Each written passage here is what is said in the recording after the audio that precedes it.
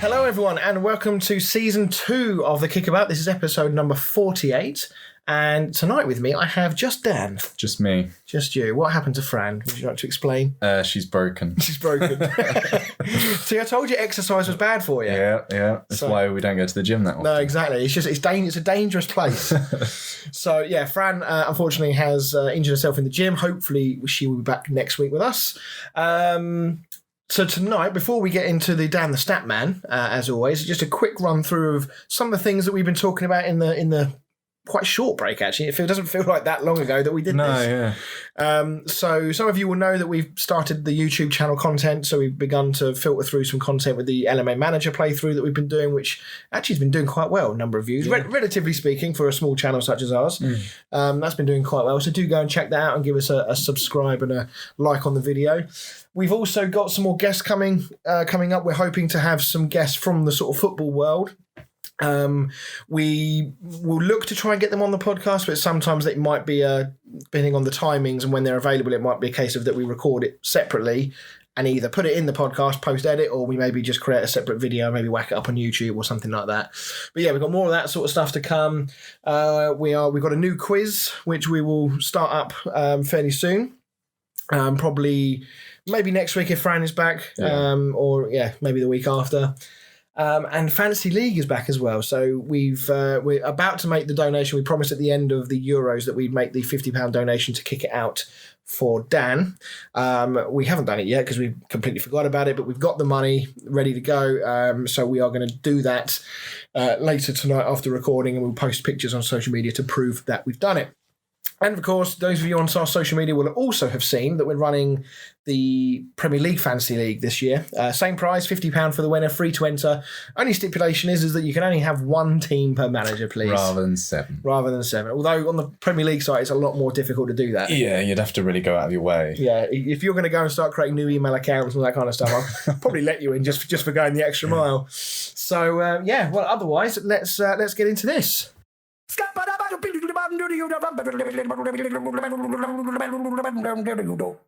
Dan the Stat Man. I'm not going to lie, I'm going to unfortunately start off with a tough one. Okay. Because the only game I've got to go off of was the Community Shield, and there weren't a whole lot of... it wasn't a great game, wasn't a great game, so there weren't a whole lot of stats flying around about it. So Leicester's Ian Atchell became the first player to score a penalty in the Community Shield final, excluding shootouts. Since who? Oh, God. I'll give you the date. It goes back to 2001. Really? So, that's the first time since 2001 there's been a penalty in open play that's been scored? Yeah. Wow. 2001. I'll give you the teams as well. Give you another little clue. It was Liverpool versus Manchester United. In 2001. Okay, all right. Well, as usual, we will get to that at the end of the show. So for tonight, we will be talking mainly about some of the transfer stories that have been going on recently. We'll take a little look at the season ahead. We've obviously got the first round of Premier League fixtures coming up this weekend.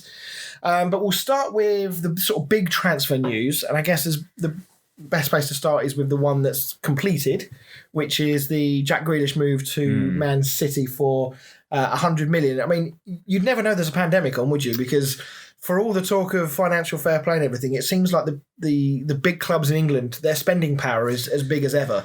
Yeah. City had stayed fairly quiet, hadn't they? I guess they were just waiting for the Euros to be over so that they could pounce on Grealish. Yeah, I mean... It's not that long ago that you think about Jack Grealish, and he was playing in the Championship with Aston Villa after they got relegated. He's come back up. He's had two very good seasons, albeit injury hit every now and then. I mean, he had a reasonable period out last season, for example. He's then made his first England cap. You kind of felt like it was a bit almost fan pressure that led to that, because Southgate seemed very reluctant to put him in at times. Yeah. So you're not entirely sure. And of course, he didn't play a huge amount at the Euros, but the narrative around the entire Euros, especially when it came to things like team selection, was always about Jack Grealish. So he was always in the news. He was always in the headlines. And he obviously did make a difference when he played. And now all of a sudden he's going for 100 million to Man City. Yeah, the thing is, I don't think you can compare Grealish to how he sort of did for England, because I just don't think he's a Southgate player. Whereas I do think he is a Guardiola player. So you think this move will work out? You think this isn't going to be a flop? I think he'll be great at City. The only problem is It's just sort of how much he rotates. Because for Villa, obviously, he played every single game and you sort of everybody tried to get the ball to him. Whereas in City, I mean, there's so much talent there. He's probably not going to stand out quite as much as he did at Villa. Yeah, and obviously with Aguero going, and we know that Guardiola tends to rotate. Did you see the news about Aguero? He's injured. Yeah. So not only, we'll talk about Barcelona later, but Aguero, has injured himself. So even if he could get out or can't get out of his contract, he's not going to play for Barcelona until November anyway. So which won't be news to Man City fans because they've watched him get injured for most of the last 2 or 3 seasons. 33 now. I mean, so anyway, Guardiola does like to rotate his team. We know that, but what would you say would be the strongest front three? Because there's an awful lot of attacking talent in that team. Yeah. Who drops out if Grealish comes in? Well, apparently Bernardo Silva wants to leave. If he only wants to go to Barcelona, has he not seen the news that they can't sign anyone? Maybe he's looking to volunteer. Yeah, maybe he's saying, Messi's just gone. That frees up 800k a week. I've got to be worth 500 of that, surely. Front three. I mean, the problem is they need a striker. I just don't see anyone. I can't remember. They played Torres as a striker in the Community Shield, I think. Yeah, well, Guardiola's obviously got a history of playing like a false nine almost, like these strikers that kind of rotate in and out. But how's that worked? I mean, I know they won the Premier League, but... Well, quite well then. I guess so, but I don't know if that's because they played the false nine. I think it's because their team is just unreal. Yeah, and that's the thing with Guardiola is that when he's done this, he can get away with it because he's got the talent at his disposal. But I think that Champions League game, everyone sort of said that was down to him not playing a striker. And he took CDM out, didn't he? Well, he didn't start... Was it Rodri didn't start? Was it Rodri? Or was it both of them? Was it both of them? It was both, yeah, I think. So, yeah, I think if it were me, I think I would love to see... Well, I've seen, just to interrupt you again, I've seen apparently Guardiola said that he doesn't see Grealish as a winger or a number 10. He sees him as a number 8. A number 8? Well, in which case then, so does that mean that Gundogan or he goes in with De Bruyne in midfield then? I would assume so, yeah. Okay, that's interesting.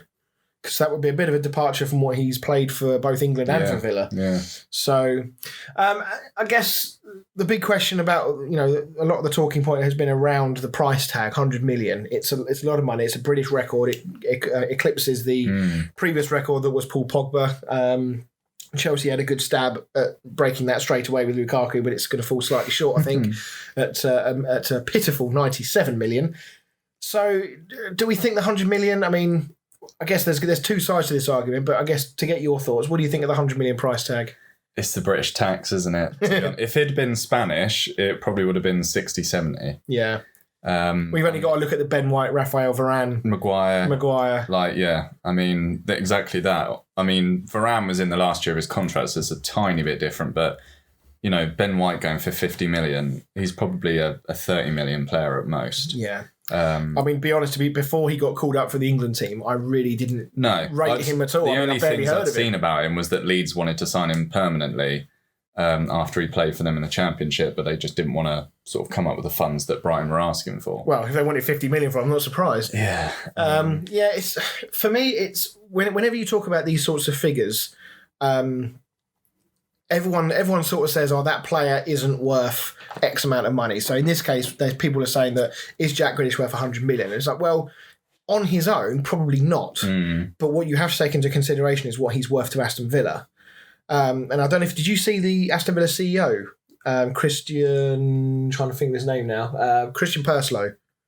So he released a video, he's the CEO of Aston Villa. He released a video about 4 or 5 minutes long on Instagram or on social media, and he basically explained the entire decision from start to finish. And aside from it being incredibly refreshing to see a club and a CEO being that transparent, not only with their own fans, but with football as a whole. And I'd love to see more chairmen do this, but I mean, can you imagine the Glazers or the West Ham owners doing it? Not a chance. But basically they said, look, when Grealish signed that deal, was it last season, or season before last, whenever it was, Grealish said, I want a stipulation that says that if a top 4 Champions League club comes in, I don't want Aston Villa to stand in my way. And Aston Villa decided that it was in both parties' best interests, rather than have a gentleman's agreement, which ask Harry Kane how that works out, but to write it in writing in the contract in a release clause. Yeah. And in fairness to Aston Villa, you see a lot of clubs in Europe with their players will put in just ridiculous figures that no one's ever going to pay. I mean, I think Messi's release clause was something like 600 or 700 million or something, something ridiculous that nobody's ever going to pay. Yeah. But in this case, Villa thought, let's make it 100 million because he's young. He's still fairly young. He's English. He's obviously very talented, and it might take 100 million worth of players to replace what Grealish brought to the team. So I think that the whole thing has been done really, really sensibly. And I think 100 million, yes, it's probably too much for Grealish on his own, but I think if you take into account his value to Villa, I think it's you can make a real case for saying that's fair. I mean, in today's football, I mean, 100 million. Yeah, but the prices players go for nowadays. I think it's tougher and tougher on players having that price tag hanging over your head. Yeah, I don't know whether whether this particular move, whether it's different for English players or not, but certainly when you get these really big names, let's say Haaland, for example, came to the Premier League for 120, 150 million, whatever his release clause is going to be next season when it activates, there will be so much pressure on him because he's not only been hyped up by the club he's trying to buy him, but he's flavoured the money. Him and Mbappe are probably the two hottest properties in world football, right? So when he comes, there's a lot of pressure. But I don't know whether the same is there for Grealish. I know that English media talk about him a lot. Yeah, well, what I mean about like that price tag thing is when United bought Maguire for 80 million, everybody compared it to the 75 million of Van Dijk. Yeah. So everything was Van Dijk versus Maguire. And they're not on the same level at all. No. That's like comparing Neymar with Richarlison. Do you know what I mean? Outside of the fact they both play football. Yeah, people tend to compare players to their price tags rather than, what the actual sort of player's level is. And also what they bring to the team. Yeah. Because Van Dijk was obviously brought to Liverpool for a very specific reason. And United would have been Maguire would have been brought to United for a specific reason. So, no, I totally get that. What about some of the Aston Villa comments? I mean, social media, as we know, is a dark, dark place. It's full of vile individuals. What do we think about a lot of Aston Villa fans basically saying that he's been disloyal, he's betrayed the club, he's not welcome back? I mean, Jack Grealish put quite a large statement out on Instagram, basically, sort of saying his love for the club. He's always been a fan. He's been there for 19 seasons. And I've got a couple of examples here. So somebody responded to his statement and basically said, I'll always be a fan. Fans don't swap allegiances for trophies. We thought you were living out our dreams in us each week. I will never understand your decision and I will never forgive you. You are not welcome back next time. And then there's another conversation here. Somebody said, meaningless, empty words. You don't put yourself over the club and then say that you love it with all your heart because it's clear that you don't. You've let a lot of people down and you don't deserve to ever come back to Villa Park and get anything other than a bad reception. Somebody came back and basically said he's not letting anyone down and sort of tried to defend him. And he's sort of like doubled down, this guy, and said, of course he's letting people down. Imagine all the people explaining to their kids why their hero, who claimed to be one of them, turned his back on them. What kind of message does that send? Where do you come down on all this talk? I've been there because one of my favourite players was Cristiano Ronaldo when he was at United. But his dream was always to play for Real Madrid. And I was gutted when he left. But at the same time, you can't blame him for wanting to go and play with Real Madrid. And look at the trophies he's won at Real Madrid and his career now. I don't think he'd have had the same career if he'd have stayed at United, especially post Fergie. No. And the same with Grealish. I think he's done wonders for that club. But you can't blame him for wanting to be not wanting to be at a mid-table team. I know Villa are sort of on the rise. But when a team like City comes in, he's guaranteed to win a trophy this season.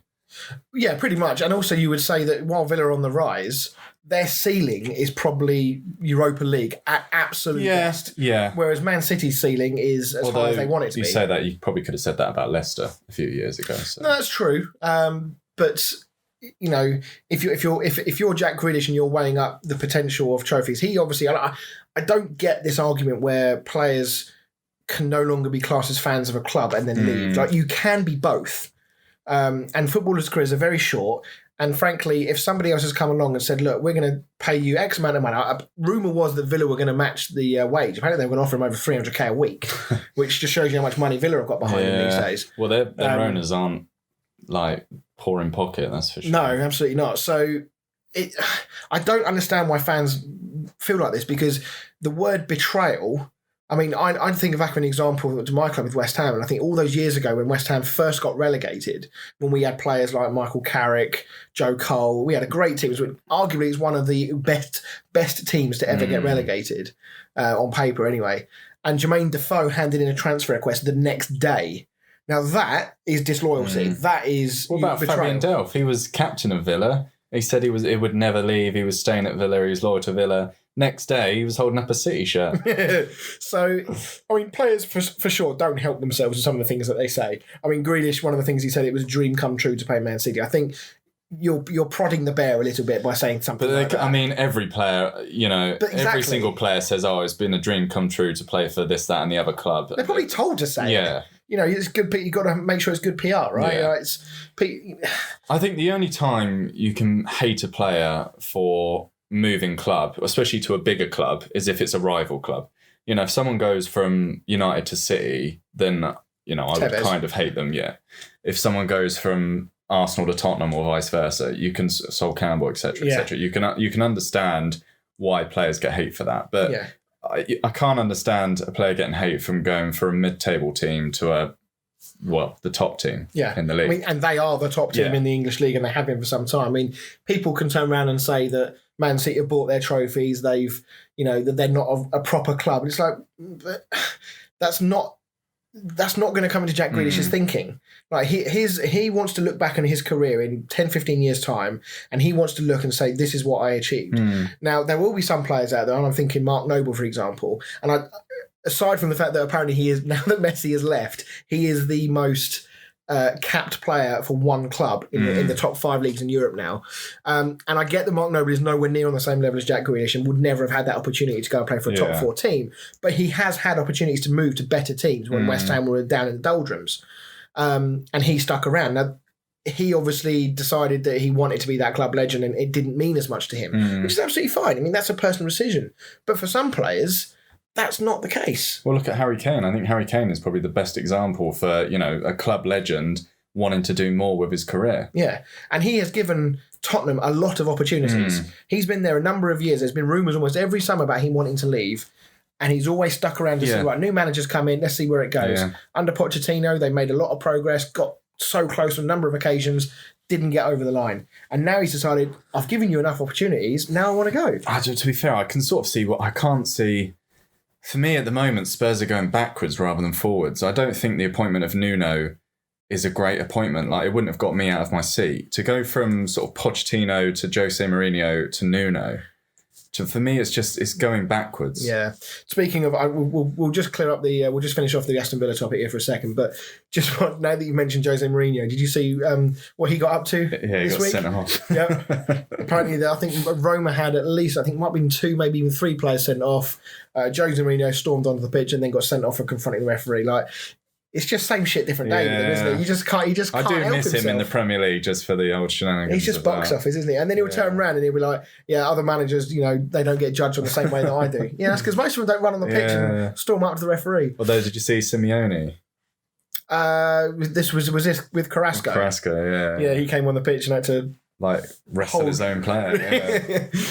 So, but anyway, just to finalise on the Aston Villa point. So, very, very much on the thinking that Grealish should be afforded the opportunity to do these sorts of things. And frankly, bearing in mind Declan Rice is, with all the transfers that are going on, in my mind, it's becoming less and less likely that Declan Rice is going anywhere just because of the amount of money these clubs are spending on other players. Yeah, I don't think Declan Rice is now at the top of anyone's priority list for this transfer window. Not this window. I can see the closer his contract gets to running out, I think the sort of water will start boiling beneath. Where for West Ham, their best opportunity, because he's rejected 2 contract offers. For West Ham now, we've got to do well in the Europa, do well in the Premier League, and then offer him a ridiculous contract and just tie him down. And that's about and then stick a release clause of, I don't know, 120, 130 million. I think this season will be interesting for you to see if you can cope with sort of playing both European and domestic football. Yeah, well, we've not really signed anyone yet. You haven't at all, have you? We've got a new goalkeeper. Yeah, and I've got a little bit of transfer news for you. Is later, this the guy from Fiorentina? It is, yeah. So anyway, again, sorry, just to go back to the Aston Villa point. So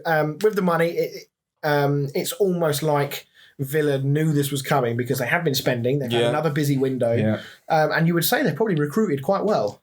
I think very well. I mean, that Danny Ings transfer came out of nowhere, to be honest. So old school, wasn't it? Like, just literally all of a sudden looked at my phone. Oh, all right. Yeah. Literally no paper talk. He was being linked with sort of the top 4, top 6 teams, and then all of a sudden he's moved to Villa. But I think it's a great move. Yeah, I mean, he scored yesterday. Yeah, he did. For Villa in pre-season. So, what do you think that means for Ollie Watkins, though? Well, I've heard that at Brentford, Ollie Watkins actually played as a left winger. Okay. He only played as a striker at Villa, so. It's rumoured that he's going to go. Yeah, he's going to go out on the left, and Danny Ings will play down the centre.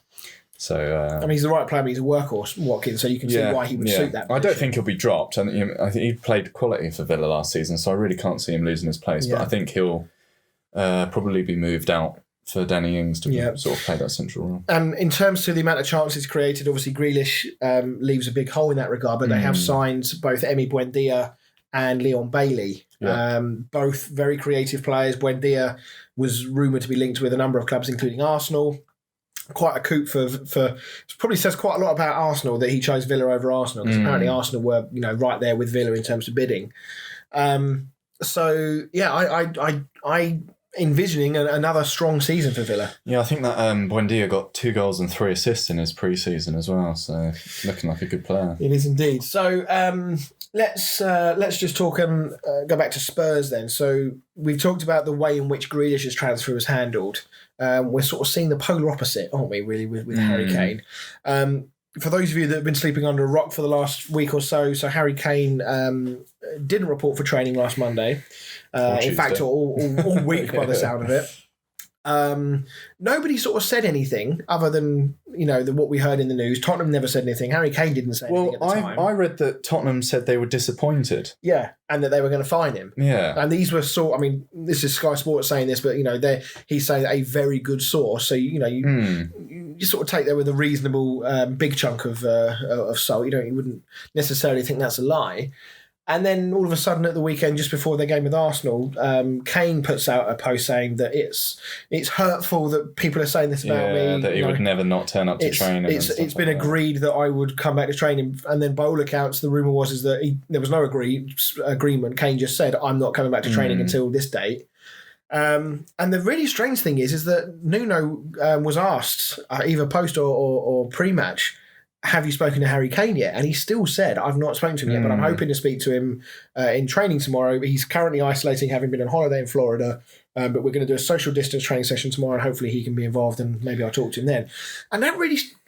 he's been the manager for 6 weeks, and this has not been an issue. This issue was before he turned up. Yeah. I cannot believe that he's not picked up the phone and had a conversation with Harry Kane. And the whole thing of Kane saying that, he would never not turn up to train and that it was all agreed. Why did the club not come out when all these rumours were swirling around saying, oh no, he's not here because we've agreed for him to not be here? Exactly. Why did they say completely silent on the matter? Yeah. And then there was rumours that they were disappointed. So it's just a strange... To me, for everything that we've heard and the way it's been handled, it says to me that Harry Kane did not turn up for training when he was supposed to. I think he did down tools. He realised that the move's probably not going to happen. Yeah. And now he's trying to backtrack and trying to sort of make grace with the club again.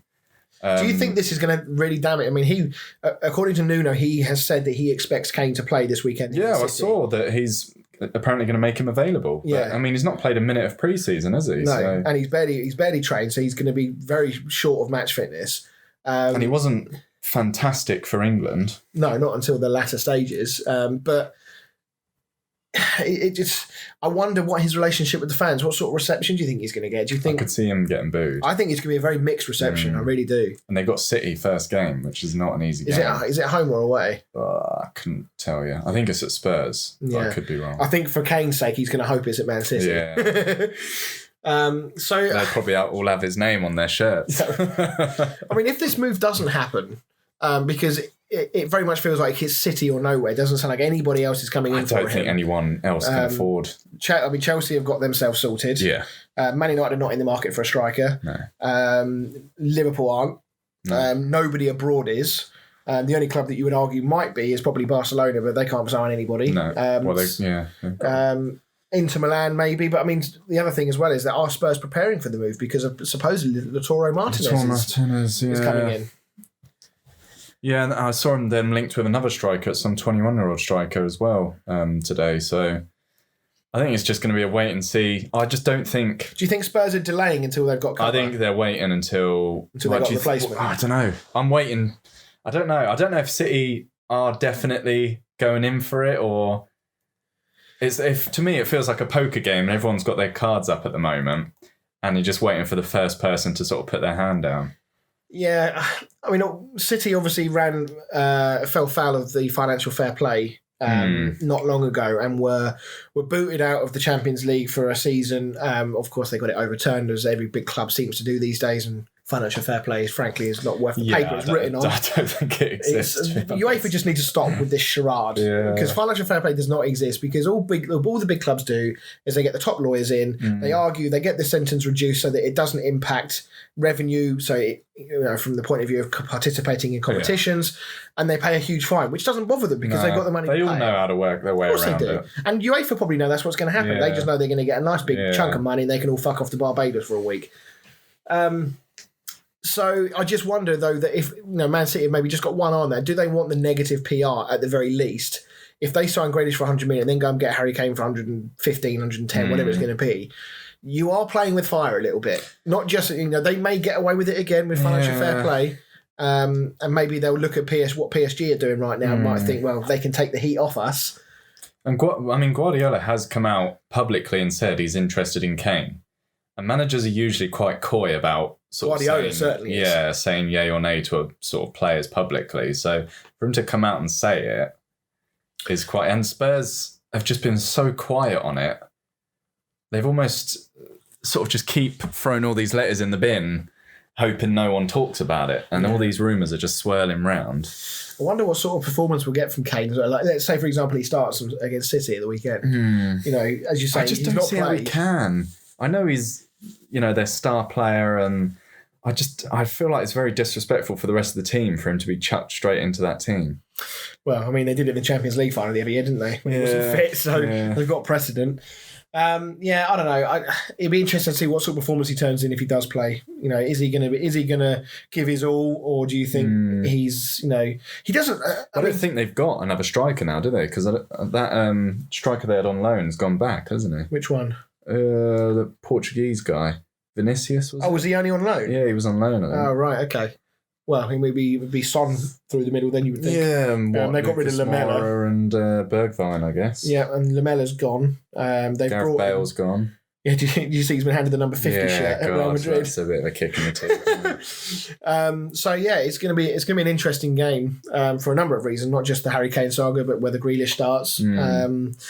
So, yeah, we'll have to wait and see. Right, we are going to head for a quick break. When we come back, we'll do more transfer talk. We'll talk about the absolute shambolic situation at Barcelona, and then we'll get into some Premier League predictions. See you in a minute.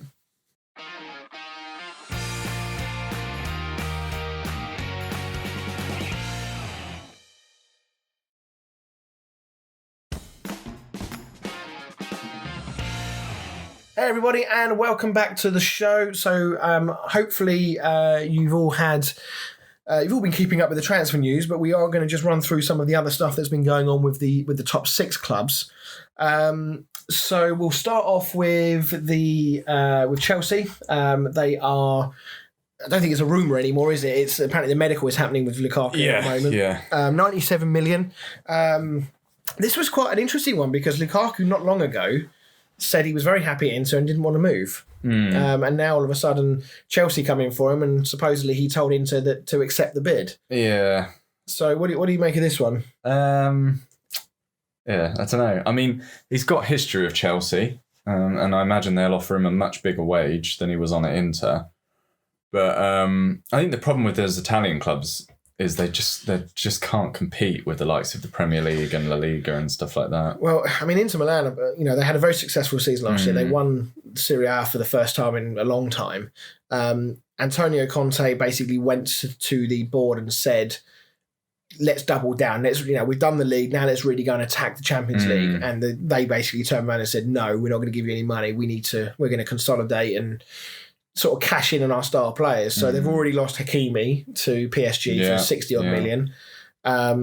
Martinez sounds like he might be going to Spurs. Lukaku was going. Three of their best players are out the door. And they've been linked Ashley Young as well has gone. Have you seen who they've been linked with as Lukaku's replacement? Anthony Martial, wasn't it? Yeah, and Martial's like they're sort of interested, but they're probably not going to move for him because United would want too much money. Right. The main target they're looking for is Dzeko. Edin Dzeko, 40 million year old Edin Dzeko. He's like 35. Jesus Christ. How is that a replacement for Lukaku? It's such a shame because, growing up Inter Milan, they were like Italian football when I was growing up was unbelievable. Yeah. The team that AC Milan were like the sort of bulldogs of it, weren't they? AC and Inter were unreal. And then you had teams like, obviously, Juventus and Parma. They were all massive teams back then. It's been such a shame, really, to see what Italian football has become. Well, it didn't suffer in the Euros, though, did they? Well, that's very true. So maybe they're on the rise. Yeah. And even, frankly, West Ham beat Atlanta 2-0 at the weekend. Yeah, I saw it. And they're a Champions League team. We dicked them 2-0. Apparently, we looked really comfortable as well. So, yeah, I mean, in terms of what the transfer means to Chelsea, it's not a surprise that they went after a striker based on the season they had last year. No. So is this the missing link for Chelsea? I think so. I think most people would have said all they need is a clinical striker, and with Lukaku you've got that, to be honest. Especially the way Tuchel plays. It'll be interesting to see what happens to Werner, whether he moves to the bench or if he goes out on the wing. Yeah, I mean, they've lost. Giroud has gone finally after the 17th transfer window in a row where he's been rumoured to be linked with leaving. Abraham sounds like he's on the verge of going somewhere. He's been linked with Syria quite a lot. Yeah, so he's rumoured to be heading off. They've still got Michy Batshuayi there on the books. Yeah. That he unless there's a massive injury crisis, he's not playing. So, which means they've left with a strike force of Havertz, Lukaku, Werner, Ziyech if he plays a bit higher. Yeah. So that's a good strike force to go in with. And as we say, Chelsea's issue last season with not scoring goals.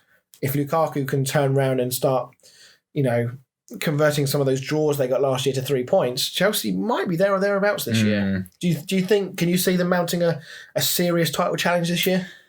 Yeah, I think there'll be a title challenge. I just think City have so much going on in their squad. They could have sort of 5 players wiped out and they'd still have an entire 15 players that could rotate in easily, especially with Grealish now. I just think their overall squad is too strong. I think Chelsea's starting 11 is unreal, but when you start to look at the bench players, that's just where they sort of falter a bit, in my opinion. Yeah, I think that... Which is the same with all the other top 6 clubs. It's not just Chelsea. Yeah, I think for me, Chelsea could still do with another defender. I'm not convinced by... I mean, obviously, Thiago Silva's a great player, but he's not getting any younger. He's aging, yeah. I mean, Azpilicueta's aging now. Yeah, I know Rudiger came in and did pretty well towards the end of last season. And they've got Christensen. Zuma's been rumoured to be linked with a move. Apparently West Ham were quite close to getting him, but he's decided that we're not offering enough money, which is, if he's coming to us for money only, I don't really care that he's not coming. They sold Tomori, didn't they? Yeah, he's gone to AC Milan. So I do feel like you look at Man United have signed Varane, Man City signed Diaz, Liverpool signed Van Dijk, that big player. Yeah. I appreciate Arsenal signed Ben White. I appreciate that,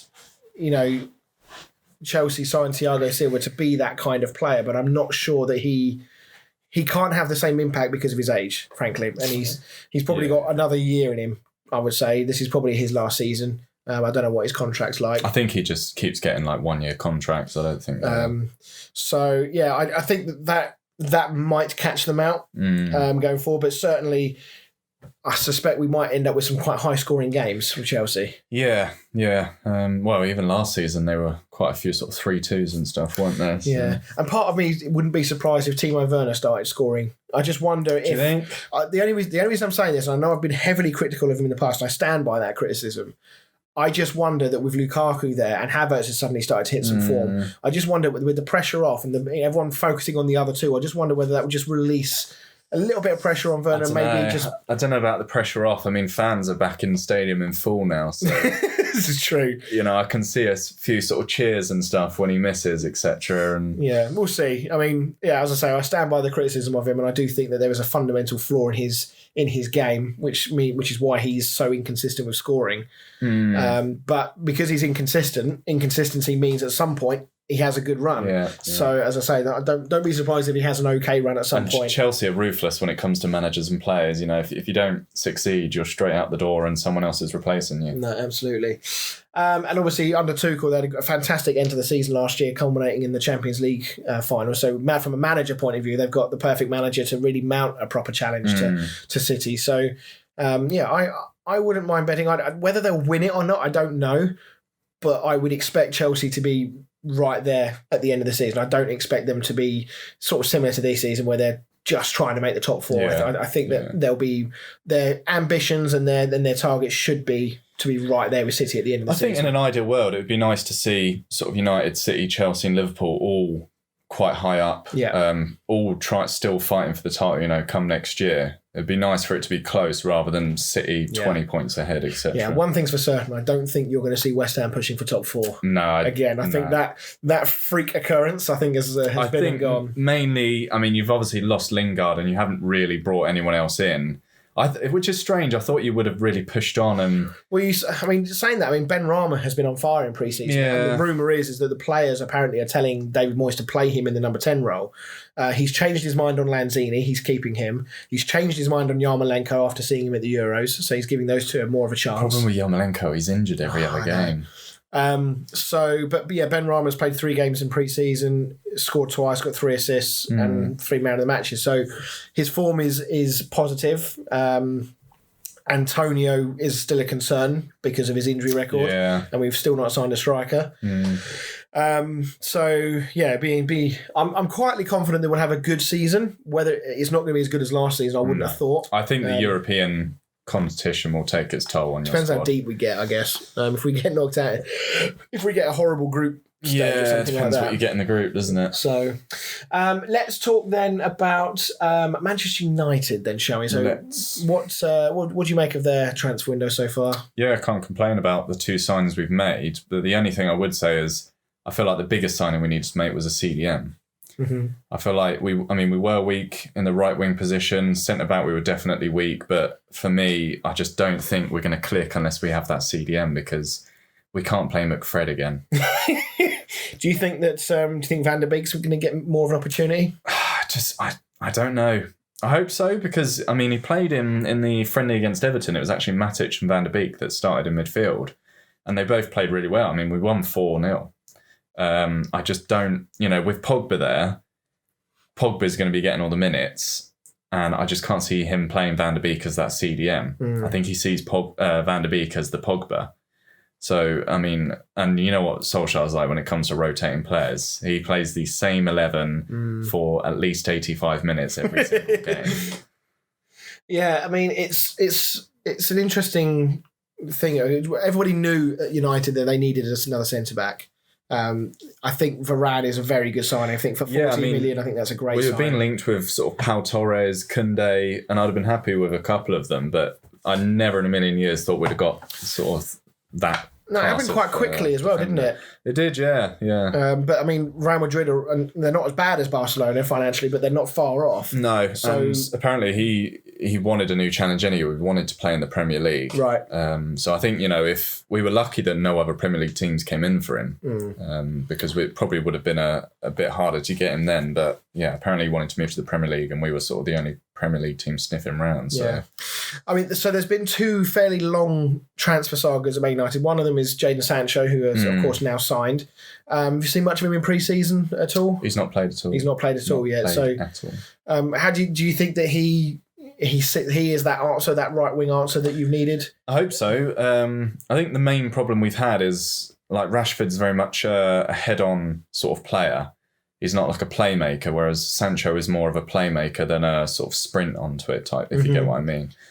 So I think having that, and that's what Southgate did in England. He sort of played that player that would sort of be sprinting in, so you're Sterling, and then he had like a playmaker like Foden on the other side, which is what I think United need. Because our problem is, I mean, mainly with the midfield, because we're playing two CDMs, because, you know, neither of them are good enough on their own. There's almost like a massive hole between our defence and our attack. And it's very much boot the ball up to Bruno and see what he can do. Yeah. So for me, I feel like with Sancho, that's someone else that can hold up the ball quite well. We just need that CDM that will release Pogba to be a bit more free in the midfield, and then I think we'll be a complete starting 11. Yeah. So, and the other transfer story is obviously Lingard, whether he stays or whether he goes. It looks very much like he's staying for the moment, which is a real shame from a West Ham point of view. I just wonder though, you know, I know that he wants to stay and fight for his place. He still hasn't signed another contract, so he's in his last year now. Have Man United missed a trick here? I think so, and I think Lingard's missed a trick. I think he'll regret it massively because he's not getting in that starting lineup. No, he's not at all, and he's not going to make the World Cup squad with being a bit part player. No, even if he moves on, you know, on loan in the second half of the season, he did that last time at West Ham, and he still couldn't get in the team. And, so. and asking, and bearing in mind how well he played, and asking Lingard to go and have the same effect somewhere else, because it probably won't be at West Ham again. No. That's asking a lot. And I think if I look at that Man United starting 11. And I look at the front three is probably going to be Sancho, Cavani, and Rashford, and you've still got Greenwood, Martial, if he does, assuming he doesn't get sold, and then in midfield you've got Pogba, Fernandes, and then McFred potentially. Yeah. So I just don't see where he fits into that team. So at best, I think he's going to play cup games and maybe some European games. Yeah, it'll be exactly that. It'll be cup games and, you know, European games if we're playing like I can't even say in Istanbul because we lost 2-1 to them. So. One thing that you mentioned about Solskjaer's thinking with this was that Rashford potentially may have needed surgery. Now, to the best of my knowledge, he's still not had this. Do we know what the latest on that is? He is having a surgery. He is going to have it. He's going to be out for 3 months. Right. Okay. Of the season. Yeah. But so what do you think that Solskjaer is going to do in terms of filling that position? I think it will be Sancho will either come onto the left wing, and then he'll either sort of, I don't know. I think either Martial or Dan James will fill that role. Or Greenwood. Or potentially Greenwood, yeah. I think Sancho maybe left, Greenwood right, Cavani down the middle. Problem is Cavani can't stay fit all the time. I can't see him playing every single game. No. So that would mean either Martial or Greenwood going up top and then someone else coming on the wing. I'd rather have Greenwood up top than Martial. But interestingly though, you've just gone through some names there, but you've not mentioned Lingard. So you don't even think... I honestly don't think... You don't think he's getting in front of even someone like Daniel James? I could see Dan James getting in ahead of Lingard. Wow. Yeah. Wow. And I don't hate Lingard. I think he's a good player. I just don't think... It's not a smart decision. No, I'm more annoyed at him for himself. Do you know what I mean? Like, if, you know, I understand he loves Manchester United and all of his mates are there, this, that and the other, but for the good of his career, I think he should have gone, and he's 28, 29 now. I think he should have moved because I just can't see him getting into the England team again, especially once he hits 30. No. I mean, there were some rumours flying around that he has said that he would rather go and play abroad than go and play for West Ham, which I don't know if I believe that, because you see how happy he was at West Ham. Him and Declan Rice were beginning to get very, very close friends. Jesse Lingard on a number of occasions. Maybe it's because he knows Declan Rice is going to be at United. Jesse Lingard made numerous references to West Ham and Declan Rice during the Euros when he was interviewed. And this is obviously after his loan had officially come to an end. So I don't buy that he had decided that he didn't want to go to West Ham, period. I don't get that at all, especially with the fact that we're in Europe this year. So it wouldn't surprise me massively if West Ham had one last little go At getting him. Maybe right at the end of the transfer window, especially if Lingard doesn't really play a great deal between now and the end of the window, because what do you get, 3-4 games between then? Yeah. It wouldn't surprise me if West Ham go back in, and it wouldn't surprise me if West Ham say, do we go in for another loan and buy him for 20 million next summer, just before his contract runs out, or do we say, look, if you're not going to play him, he is going to run his contract down because you're not playing him. We'll give you 20 million now, take it or leave it, or you lose him for nothing next year. I think the only way it will be a loan is if it's an obligation to buy. Which would be an interesting one, because obviously his contract runs out next season. I mean, they're not going to loan him out with obviously him being in the last year of his contract, because they might as well just sell him now. It would be pointless. I think I don't know. I think maybe, like you say, it may come down to him seeing how much game time he gets between now and the end of the window. But I also, obviously, I think Solskjaer is quite stubborn when it comes to selling players. I mean, we've not sold anybody, and we've got so many. I'm amazed Dan James is still there. Yeah, Dan James, Andreas Pereira, Matic. I mean, there's so many players. Phil Jones is still there. There's rumours of us just terminating his contract, and he's still got 3 years on it. What a ridiculous piece of business it was. Whoever signed off to give him a 5-year deal needs firing. The problem is the Glazers they're bankers. They don't know anything about football. So I think for them, giving these players new deals means that their price is going from 10 million up to 30 million. Thing is that no one wants to come in for Phil Jones when he's on a 5-year contract and pay 30 million for him. Well, this is the thing. I mean, the problem is that when you tie someone down to a long contract, when it's somebody like Harry Kane or Jack Grealish, it does put their value up. But the only reason the value goes up is because their players in demand. If there's no demand, the price doesn't change, regardless of how long their contract is. If anything, it goes down. Yeah. Because Man United have suddenly in a position where no one wants him. We can't ask for more money, so we're going to have to get him for cheaper because of that long contract. Yeah. So, absolutely just mind-bogglingly stupid decision. Yeah. And then we end up losing players like Pogba on a free transfer. Yeah, I mean, in the merry-go-round that is Paul Pogba's decision-making process and his desire to stay or go. The last rumour I heard was that he can see himself at United for a number of years. Is that because they signed Varane and Sancho? Well, apparently he's been asking for 400 grand. He said he'll stay if he's made United's top-earned player. Oh, cool. So he's staying for the right reason. Yeah. Cool. But I was sort of watching the United fan channel the other day, and because the Everton game was on the MUTV, and they were sort of saying that when Pogba came on, he was the worst player on the pitch. And then sort of before he was saying, just give Pogba the money, we need Pogba. But then he was like, do we want to pay someone to be our best paid player who's our worst player on the pitch? Yeah.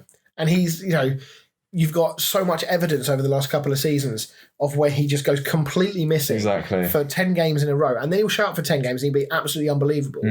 Is that worth 400k a week? And a player that every single season seems to come out and say, the rumour mills start going, and he doesn't shut them down. He's like, I'd quite like to move to Real Madrid. It's a bit of a circus. Yeah. And, from a PR point of view, do Man United really need that going on around? So could you say to any club, say, right, you can have Pogba, I don't know, 80 million, 80, 90 million, whatever they want for him.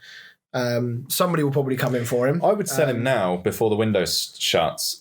We've got Van der Beek that can play in his position. Whenever I've seen Van der Beek play, he's played well. Yeah. He's just never been given the opportunity, and I don't know why. But yeah, I mean, if you've got 90 odd million for him, there is a whole host of players out there. Yeah, and then I James would Maddison. Well, I don't even know if I would sort of. I mean, yeah, you could split half of it on like an attacking midfielder, and then I would concentrate on a CDM. Yeah. And then I think we've got a very good team going into. The problem is going into Leeds. None of our team have had any pre-season. It's been all of our youngsters and our sort of bench players. Do you think you could? Let's say for example, you got 90 million for Pogba. Would 90 million be enough for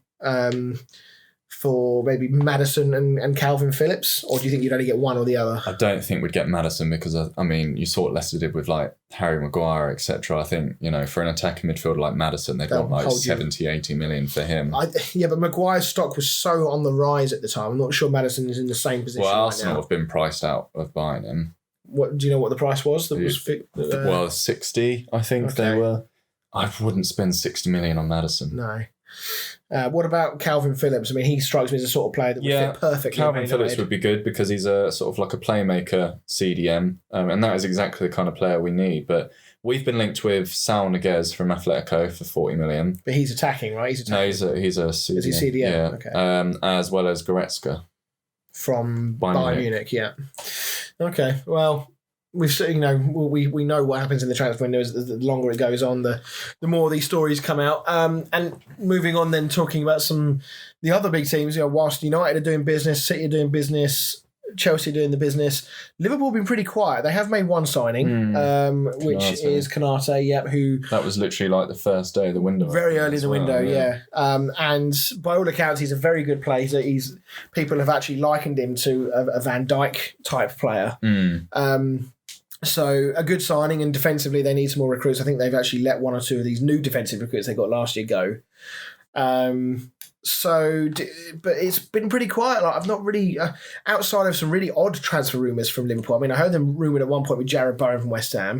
Today I heard Ollie Watkins was rumoured to be on Liverpool's target list. But these are signings that are not going to improve Liverpool. But with all respect to both Watkins and to Bowen, they're not players that are going to get into that Liverpool starting 11. So are they only in the market then?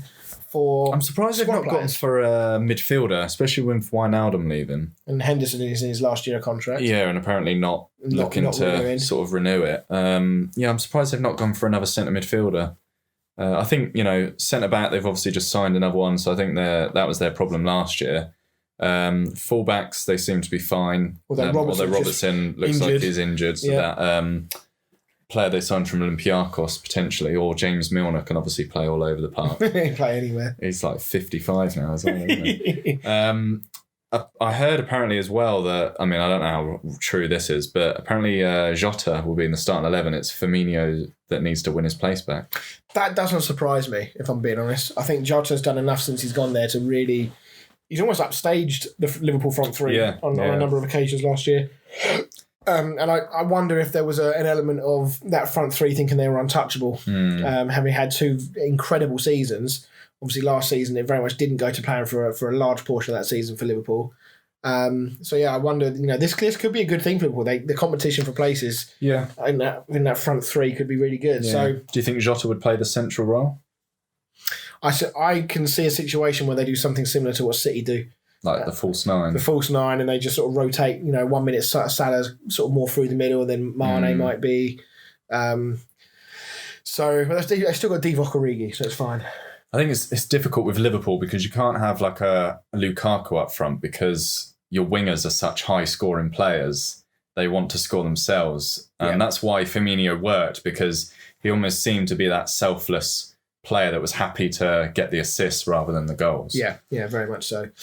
Right, okay, well, let's... actually, just before we touch on that, just thinking about just train of thought here with Liverpool, the fact that they've not signed anyone, could you argue that actually with the number of players they've got coming back from injuries is a little bit of like a refresh to the squad anyway? Having not been around for so long last season. But I hate it when I know. But, when you've... like a Liverpool fan said to me the other day that Oxlade-Chamberlain was... fit again now, and it was like a new signing. I'm not necessarily... you signed him like 4 years ago. I'm not necessarily putting Oxlade-Chamberlain in that conversation. I'm thinking more people like Joe Gomez, Van Dijk, Henderson missed a lot of last season. These are players that literally walk in and play every week if they're fit. My problem with Liverpool, and I've always said this, their starting 11 is unreal. Yeah. But when you start to look at the bench, that's when you're sort of looking like, if Van Dijk does get injured again, obviously they've now brought in Konate, but that was their problem before. They sieved through players in that defensive positions, and that was their biggest downfall last season. If Salah gets injured, who's going to make up all those goals? Yeah. It's just things like that. I think Liverpool really need to work on building up their bench. They're almost stuck in that same trap that Spurs have been stuck in with players looking at Harry Kane and thinking, why do I want to come in here? Because I'm barely going to play. Yeah. He's going to play. It's so difficult to bring in players. I mean, I don't know how City do. I think just because they managed to chuck so much money and trophies and stuff at people. Yeah, but it's so hard to get like a player of world class quality and say, are you all right to play 10 games a season?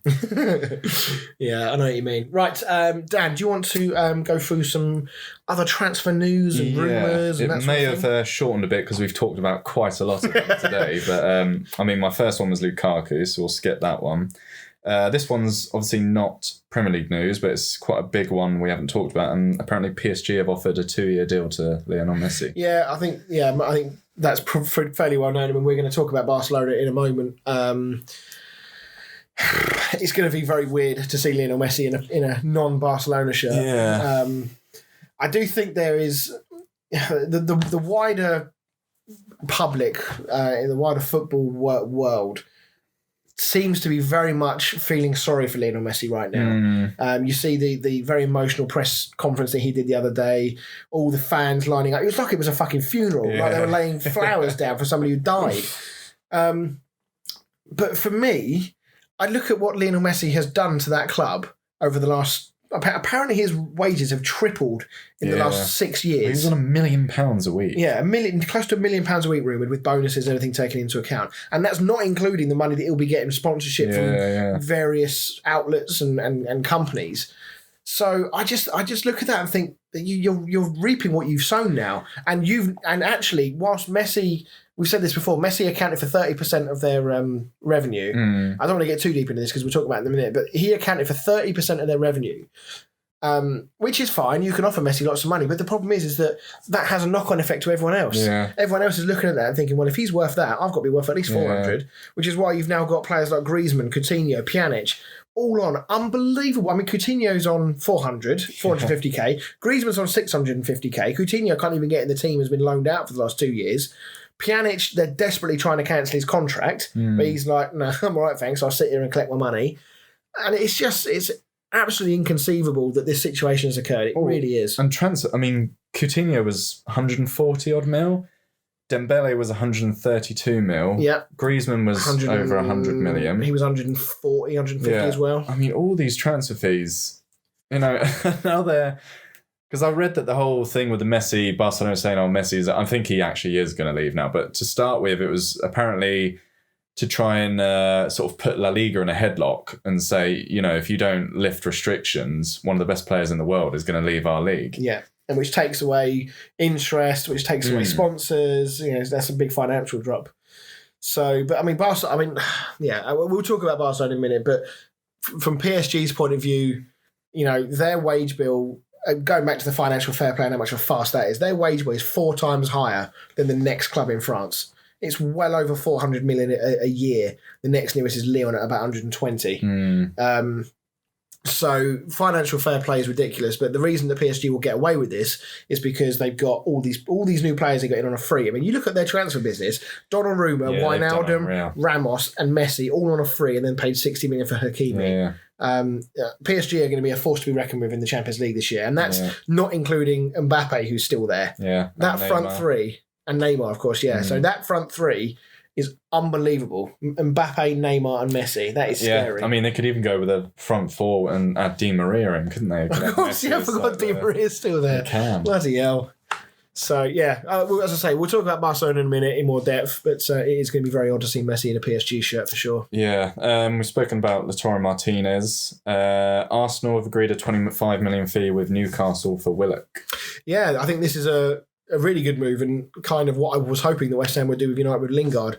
Willock obviously was outstanding for Newcastle, one of the primary reasons that Newcastle suddenly just pulled away from that relegation battle towards the end of last season. And Willock, I mean, Lingard got all the headlines, but Willock was matching him in terms to what he was doing, the number of goals he was scoring. Yeah, I think at one point he scored like 4 games in a row as well, or something like that. Which I think didn't he match Shearer's record for that.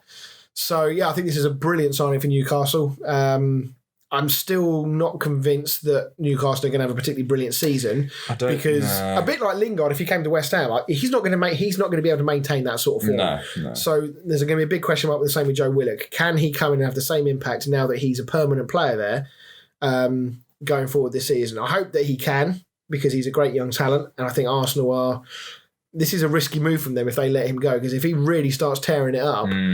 And Arsenal don't have a great season, which by all accounts I'll be honest, I'm not expecting them to. No. They might regret this, especially for only 25 million. I can see Arsenal improving mainly because they're not in Europe. I think they'll be pushing top 6 this year. You reckon? Because they just don't have that sort of European competition to fatigue their players like everybody else. So I think they'll make use of that. I think Arsenal's problem ran deeper than that last year. I think it depend on Arteta. I think this is when we'll see how good Arteta really is as a manager. Yeah, and I think this season in particular for Arteta and probably for Solskjaer as well. I know Solskjaer seems to have this almost nature of being unsackable, but I do feel like we're getting to the point now where both clubs have had these managers in charge for enough time. They've had enough time to mould their team for the tactics they want. You got to start giving us results. And Solskjaer has managed to do that by progressively going forward. But at some point, the United hierarchy are going to go, right, we want trophies. Well, I think for both managers now, with fans back in stadiums, you'll start to see, I think as soon as, the owners start to see a fan reaction and boos and banners saying, get such and such out, exactly. I think that's when their arms will start to be. Yeah, they've got away with it for a season, haven't they, really? So, yeah. Yeah, interesting, but a good bit of business for Newcastle. Newcastle, yeah. Southampton similarly have agreed a 20 million fee with Blackburn for Adam Armstrong. Yeah, this is a good signing. This is so when we had Pete on the show, when we did a bit of a championship special when the playoffs were coming to an end. One of the players that he's mentioned to me a number of times was Adam Armstrong, and as per usual, West Ham were linked with him a little while ago as well. But he's been consistently very good for Blackburn. He knows where the goal is. Played in the Premier League for Newcastle. Yeah, he has played in the Premier League. But he's, we're seeing a number of strikers now from the Championship cutting their teeth quite well in the Premier League. Yeah. And from what I've seen of him, he looks he reminds me a lot of Danny Ings, actually, the way he plays and his sort of build and his stature. He's quite a quick player as well, I think. Yeah, so I think this would be a good signing, and obviously Southampton need him to be a good signing to replace Danny Ings, because that's a lot of goals to fill with him not there anymore. One for you, Chris. West Ham apparently close to signing Milenkovic from Fiorentina for 14 million. Yeah, so this is I'll be honest, I don't know a huge amount about this guy, but this apparently is being touted as a bit of a steal. Well, United were linked with him sort of during the season before the window opened, but it never really sort of went anywhere. No. I suspect that had Serbia been at the Euros, his price tag might be a bit higher by all accounts. So West Ham maybe got away with it there. I think his contract is quite short. I think he might only have a year or two left. Yeah, and I think he's sort of made it clear that he wants to go elsewhere. So yeah, and he's a tall player. He's a very aggressive player. I'm going on accounts from other people here and people that I follow for West Ham news and stuff. So. And we do need another centre-back, really, because I think that Bono's got injuries in him. Dawson's not getting any younger. Diop has been very hit and miss recently. But obviously for West Ham, we just need a bloody striker. Yeah. We just need another striker. We've got one or two youngsters that have been looking good in pre-season, so I suspect that rather than firing them out on loan, Moyes is going to keep hold of them just to pad the squad out. Yeah. But if we get to the end of August and we're in the market for a striker still, I can see us signing, someone like fucking Martin Braithwaite from Barcelona, who we keep being linked with. And if we sign him, I'm going to be very disappointed. Prague not got any? Well, they have. They've got Ibrahim Dia. I think that's his name. Is it Dia? I think it is. And we've been rumoured to be linked with... I can't remember what his name is. His curly head centre midfielder for Sparta Prague. We just need to sign a deal. Just make them a feeder club, make it official, and just bring all these players over. And if they're no good, we'll send them back.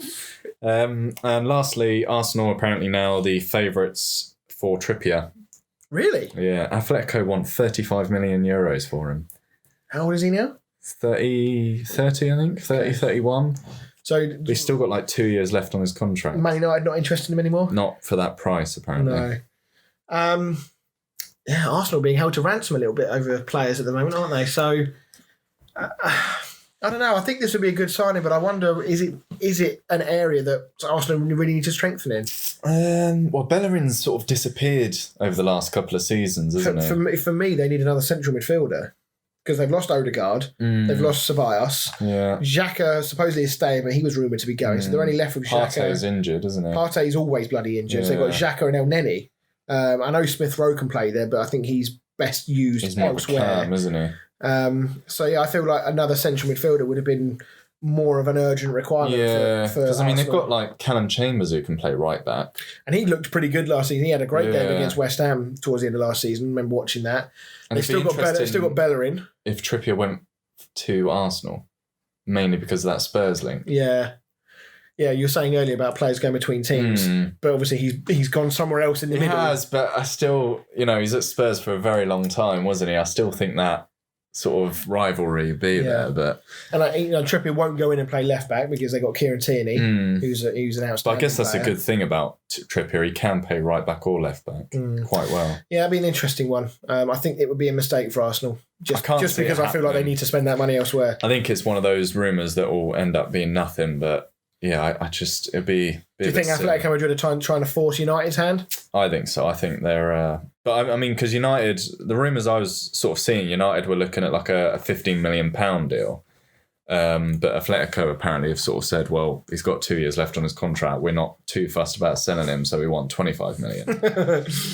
Oh dear. Right. Okay. Well, thanks for that. We'll do a transfer rumour mill roundup every week until obviously the transfer window closes. Let's just touch on for the next short while the Barcelona mess. We spoke about it just a moment ago. As we said, Messi is heading to PSG, supposedly on a 2-year deal. It's a very strange reality because Messi is the longest serving, or was the longest serving player at one club. He's been there a long, long time since he was like 10 or 11 or something like that. Barcelona, this has been coming for a long time with the financial fair play rules. Sorry, not the financial fair play. Sorry, the La Liga salary cap. So, where do you envisage Barcelona in? A month's time, 2 months' time. Do we genuinely feel like there is a real possibility here that they are going to end up like Juventus and Rangers? I don't know. Thing is, with these sort of clubs, it's a bit like City when they were on the verge of being kicked out of the Champions League. Everyone was like, oh my God, they're going to be kicked out of the Champions League. And then it all went away because they sort of paid their way off. And I know it's different circumstances. They're rich as hell, and Barcelona are apparently quite in trouble, but they're $1.4 million in debt. Yeah, million or billion? Billion. Sorry, that's not a lot for them. Billion. Yeah, sorry.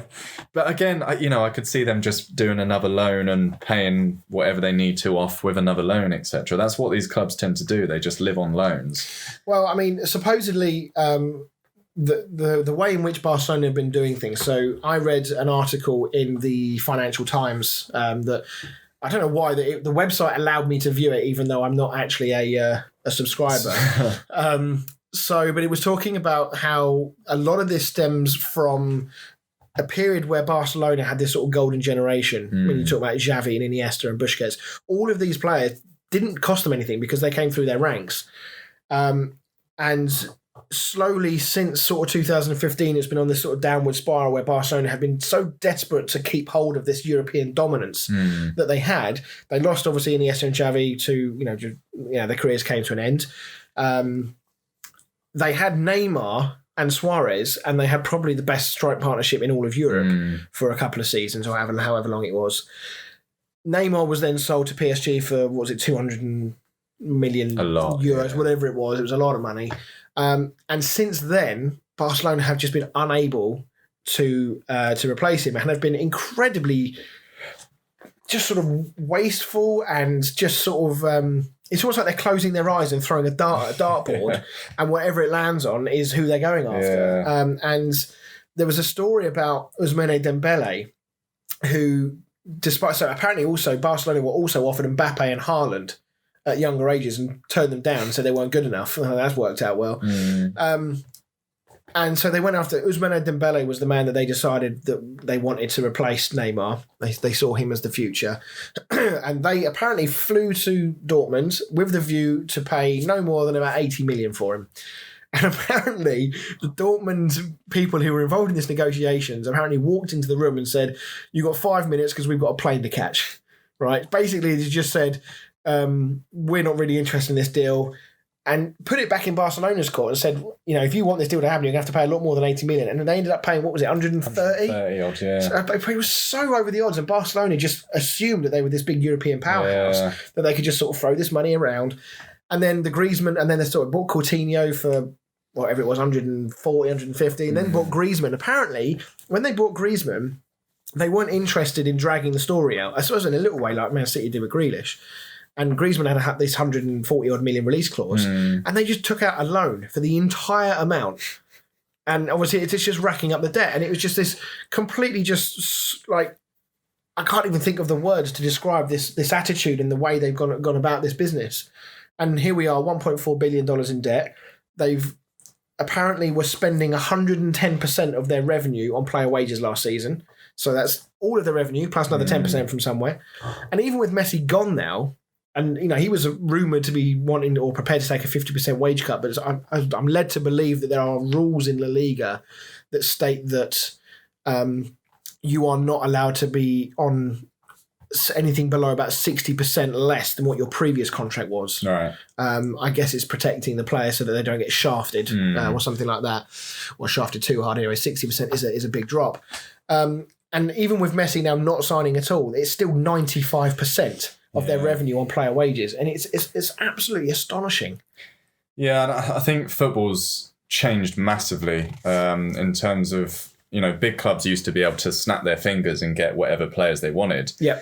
Villa would never have been able to ask for 100 million for someone like Jack Grealish. It just never would have happened. Clubs would have laughed in their faces and just walked away with the player. But now we've seen it quite a lot. All these sort of smaller clubs demanding 70, 80 million and getting it. Yeah, and Zaha is another example. Crystal Palace, they've sort of held other clubs to ransom because they're on big deals. Leicester with Maguire, asking for 80 million. They did the same. I should imagine West Ham are going to do the same with Declan Rice. Leeds will do the same with Calvin Phillips if anyone comes knocking for him. Dortmund obviously do it. I mean, that is how they run their club. They buy in these players that people have rarely heard of and then sell them on for 90, 100 million. Haaland's release clause kicks in next season or end of this season coming. I think it's about 175. Is it only 75? Wow. Yeah. Okay. Well, he's gone next summer. He's gone next season. Yeah. And Dortmund will know that and they won't mind, as you say. It's their model. Well, I mean, they've made 75 million this season from Jadon Sancho. And then next season they'll make another 75 million. Exactly. And then they'll have another player or two lined up. I mean, they've got Jude Bellingham. Yeah, exactly. Who's definitely going to be a player in the future. So I mean, let me ask you this, going back to Barcelona then.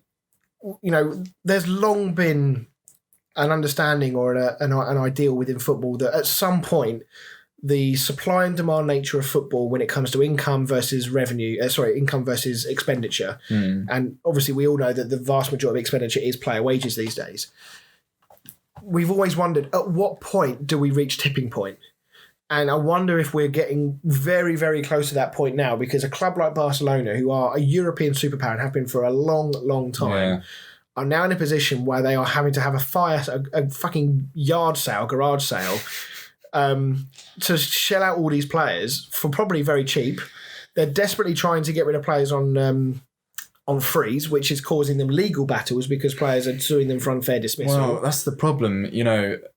Even if they've got these players and they're saying, oh, you can have them for free, you can have them for 5 million, these players are on 200, 300 grand a week. Yeah. Other clubs can't afford to match that. No.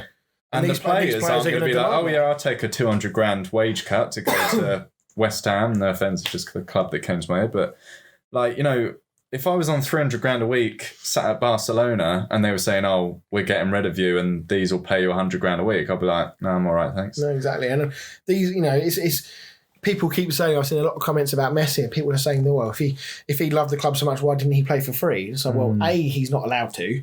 And B, that still wouldn't solve the problem.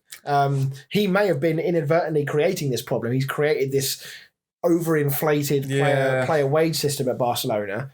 And, it is largely down to him. As I say earlier, I do feel like we do need to be a little bit careful of feeling sorry for Lionel Messi here, because yes, he loves the club and all that, but ultimately him and his dad negotiated all those deals. They saw the money going up and up and up. Lionel Messi, by all accounts, basically ran Barcelona at times in terms of who to buy and who to sell. And who out, yeah. So that was the same with Ronaldo at Real Madrid, wasn't it? Mm-hmm. So I don't think we should be feeling quite so sorry for Lionel Messi as the world wants us to right now. And he was set to sign a 5-year contract. He's 34, 35. Yeah. He's not playing been until nearly 40. I mean, he's a great player, but Yeah, I can't put it into words sometimes. I mean, it's one of these things that you just expect something to happen and Messi will stay. You know, I never for one moment actually thought that Messi was going to leave. I really thought that it was all a bit of a ploy, as you alluded to earlier. But also I just felt like at some point Barcelona will strike a deal with the banks to consolidate their loans somehow. Everything will be fine. And La Liga will back down on these saga, or at least give them more time to get it under control. But it doesn't. La Liga are not backing down on this. No. So, and I don't know what the punishments are going to be because I don't know. La Liga. I think La Liga starts after the Premier League, doesn't it? It starts in a couple of weeks. Yeah. But I just wonder, like, if we get to the start of the season and they've not been able to offload anybody else, what's the punishment? Because La Liga are going to be forced to, put up or shut up. Yeah, they'll have to. They can't change the rules to suit Barcelona and Messi because otherwise you'll have every other La Liga club coming in, complaining and suing, and it will just be an absolute disaster. So they've got to stick to their guns and just. Whatever punishment goes Barcelona's way is on their own head, unfortunately. Yeah, I don't really know I don't know what it's going to be. Is it going to be a huge points penalty? Yeah. I don't know how big that will be, whether it will be enough to, make Barcelona in danger of relegation, whether it be something like 30 points, whether it will be... I don't know what would happen if they were to get relegated, because I'm pretty sure their B team is in the division below. Would they get bumped down a division? Well, yeah, I don't know. Would that then relegate their B team? Because I'm assuming they can't both be in the same division if that were to happen. No. I don't know how that works in La Liga. I don't suppose when they set up the B team, they never thought this was going to happen. Yeah, they never thought the likes of Real Madrid or Barcelona would be. Before we move on, if you're a fly in the wall at City, do you reckon they're sort of slightly annoyed they signed Grealish for 100 million when they could have got Messi potentially on a free? Or do you think they could sign both? I think they could do both. Just because there's no transfer fee involved, I think it takes some of the sting out of it. And if it's only on a short-term deal, I think again they could argue the point, especially with the money that Messi would bring in from sponsorship and whatnot. I suspect the one who was probably sweating the most was probably Harry Kane. What would be funny though is if Messi did go to City and Aguero just left City to go and play with Messi. Well, Aguero apparently instructed because he only went there really to play with Messi. Yeah. He wanted to play with because obviously he's very good friends. I don't think there's a relation, but he's obviously... They're both sort of same age. And, and apparently he instructed his agent to try and find a way out of the deal. As you say, he's now injured until November anyway. But, I mean, he can't play. He's not been registered for Barcelona. No. He's training with them, but he cannot play in any games in the same way that Memphis Depay can't either. So it's an incredible situation. I suspect that this is going to be a story that's going to run for a little while yet because... I really wouldn't be surprised if it was all just quietly swept under the rug. I really hope it isn't. Everything goes back to normal. I do feel for the Barcelona fans in a way because it's not their fault. But at the same time, the clubs need to be held accountable for their actions. I mean, the way in which they've run their company... if this was any other business in any other walk of life, they'd have gone bankrupt by now. Yeah. Because it's simply unsustainable to continue to lose money at the rate that they were every single season and just think that... I mean, they've obviously got a lot of assets, their stadium being one of them. So obviously the bank are borrowing against those, or they're borrowing against those assets. Yeah. But I don't know whether you can... I guess the players can be classed as assets because they have a monetary value to sell. But... If their contracts run down, that value disappears. Outside of reducing your costs, they don't get any money for them. So I don't know. Anyway, we'll keep an eye on that story and we'll touch on it if any large revelations come out of that. But I suspect that it's going to be little bits here and there, trying to sell players, and then it will all come to a head at some point before the end of the transfer window, would be my guess. Right, let's move on then to Premier League predictions. So start of last season we did the same, where we run through some categories. We haven't actually picked these yet, me and Dan, so we are going to do that off air. Are we going to reveal what we've done now, or are we going to do what we did last season and reveal them at the end of the season for a bit of suspense? What if you revealed one or two categories and then left the rest? Yeah, all right. I don't have a problem with that. I mean, I've expanded the predictions a little bit this year, so we've got the usual stuff: winners, top four, who finishes in the Europa League places, who gets relegated, which of the promoted teams performs the best, which is a surprise package, which is obviously one we will have to agree on. Top scorer, top assist, top red cards, which team scores the most goals, which team concedes the most, first manager to be sacked, which I was very happy to get wrong last year because I put David Moyes last year. But I've also now put in Champions League winners, Europa League winners, and which English team will progress the furthest in both the Champions League and the Europa League. So what I'm also going to do is I am going to create a little online sort of form, probably use Google or something like that, with all these questions on. So if anybody wants to put in their predictions as well, you can. And then at the end of the season, we will go through ours as well as some of the viewers and see what the viewers thought as well. So yeah, that's that. Right, to finish off the show then, we will go back to Dan the Stat.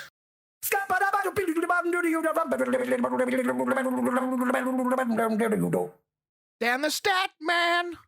I'll read the question again. Iheanacho became the first player to score a penalty in a Community Shield final, excluding shootouts, since who?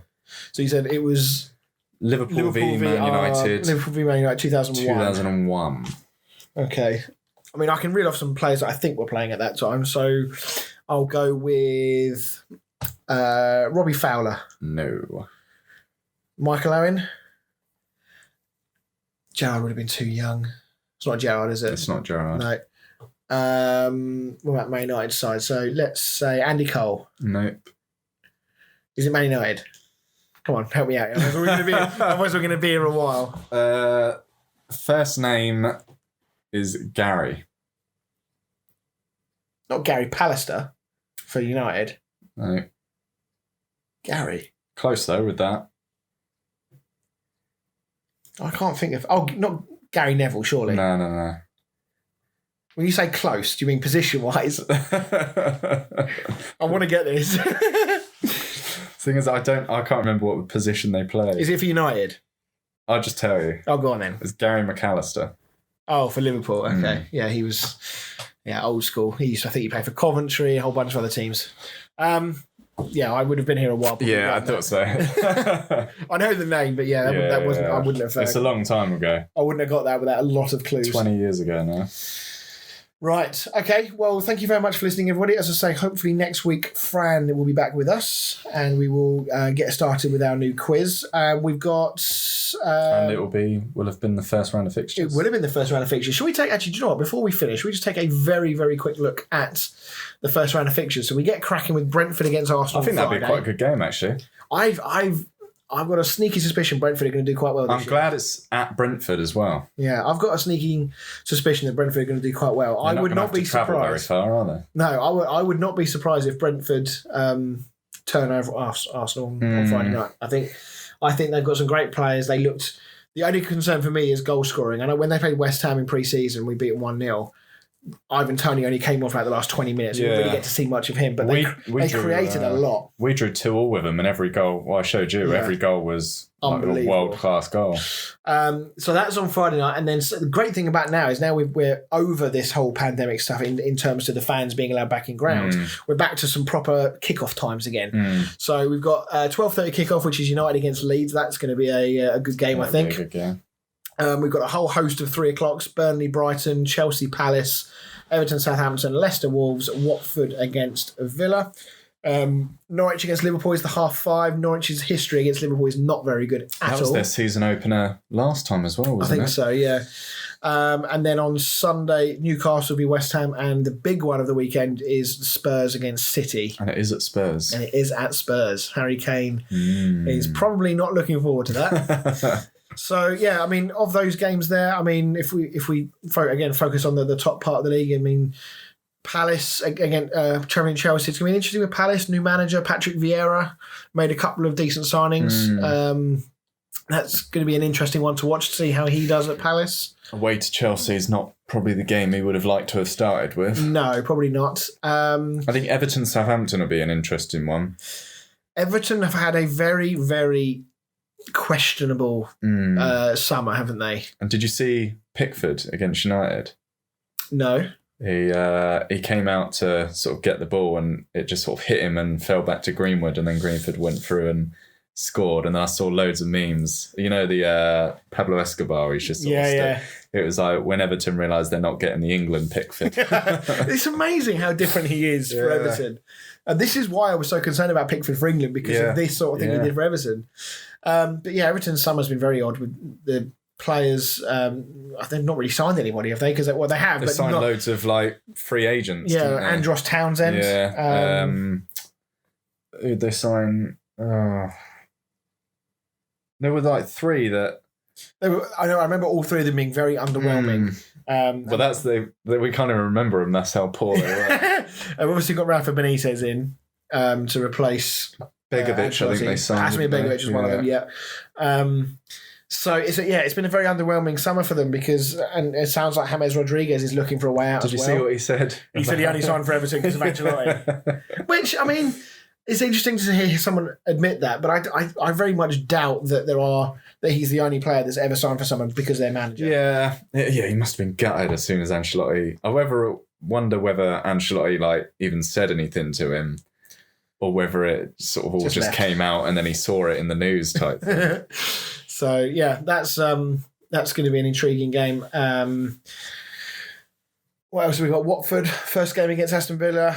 I'll be honest, Watford are going to be definitely in my pick to go down. Yeah, I've not really seen much signings from them. So, and then, I think the Tottenham Man City game is going to be very intriguing to watch, to see what sort of reaction Harry Kane gets, how Grealish gets on, depending on how much he plays. So, we will, of course, be back next Monday for a roundup of some of those games, or the best games of the weekend. And in the meantime, do head over to our YouTube channel. As I said, we've got some stuff going on there. We're going to have lots more mini announcements, I guess, to come over the next few weeks with things we're working on. We are looking to get some more, how do I put this, esteemed guests on the show, shall we say. And that's not to detract from the people that we've had, because they were all fantastic guests, but we're going to try and get some people either from other podcasts or from the world of football on the show. And whether it actually happens on the podcast or whether we just get sort of separate interviews that we run up as different videos, and we'll sort of play that by ear. So do head over and check us out. In the meantime, thank you very much for listening, and we will see you all next week. Bye.